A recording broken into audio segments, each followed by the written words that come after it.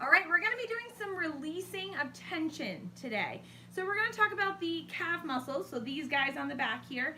The idea is that when we hold tension down here, it directly affects our pelvic floor and how it functions. So our goal is to release the connective tissue or the myofascia around the calf muscle so we can get more range of motion. So then we're able to release the tension in our pelvic floor, get things moving and firing like they should. So I got two different tools here for you. You can also just use your hands, so I'll explain that later. First off, we're going to use the foam roller. So this is kind of the most advanced of this exercise, so don't feel like you have to do this one. I have other options for you, I promise. So with this one, you are going to go ahead and place your foot on the foam roller. Toes are going to be facing up, okay? So we got a little tension going on here. The other leg is going to be actually up.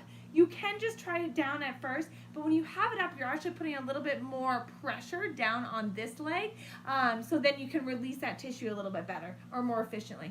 The top half you are going to support with your arms, okay? So shoulders down and back. Think of ribs stacked over the hips, so we're going to keep that mindful awareness of our body alignment.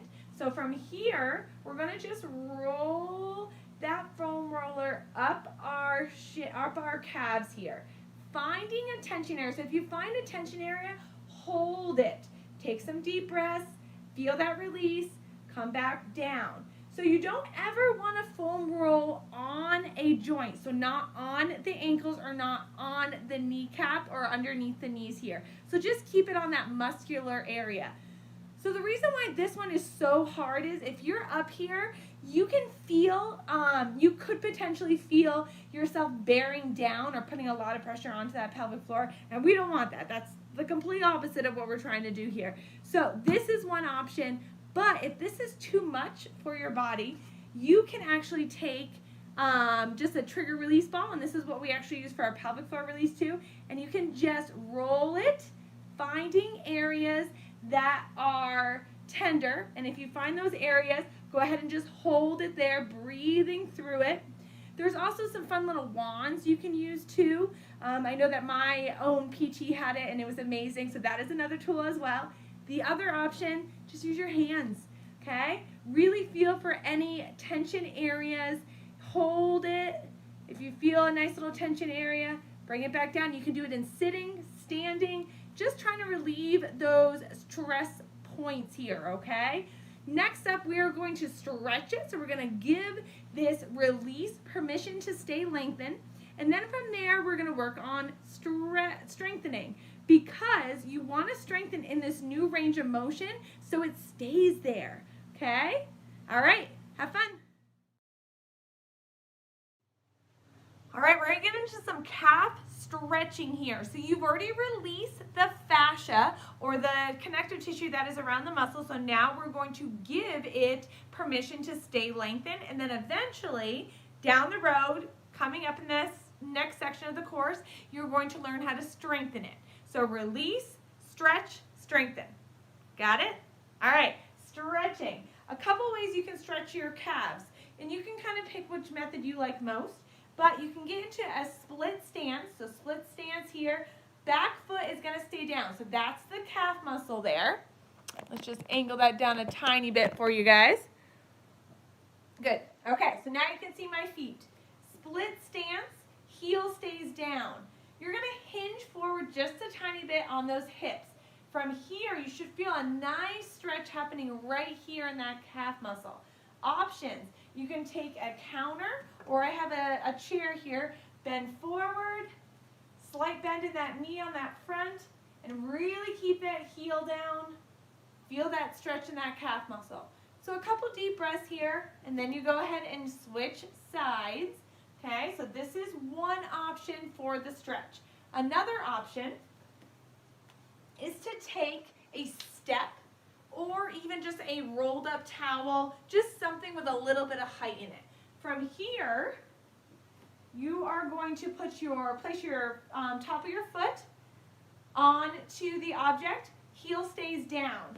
Split stance slightly, okay? We're going to make sure that our pelvis is in neutral position and you're kind of shifting that weight back onto the heels here. You should feel a nice stretch in that calf just by doing this, okay? We're all stacked, ears, shoulders, hips, everything stacked here, toes are up, feel that stretch in that calf. Switch it out. Make sure out of both these stretches, you're keeping that heel out. So you don't want to have the heel in and be a little duck-tailed. Remember our body alignment from the feet to the head. So make sure that the outside of your foot is straight, okay? So heels out. Always think heels out. Lean into it slightly. Shift back into those heels. Nice straight posture here. So those are your 2 stretches. Try it with the counter or a chair if you'd like, but then also try it in that neutral pelvis position with those toes up. All right, we have released and stretched our back of our lower extremities. Now we need to work on the front, so your shins. So we're just gonna do a little bit of a shin stretch here so we can increase that range of motion and decrease that tension that's holding there. So 2 ways we can do this. We're gonna kind of start out seated.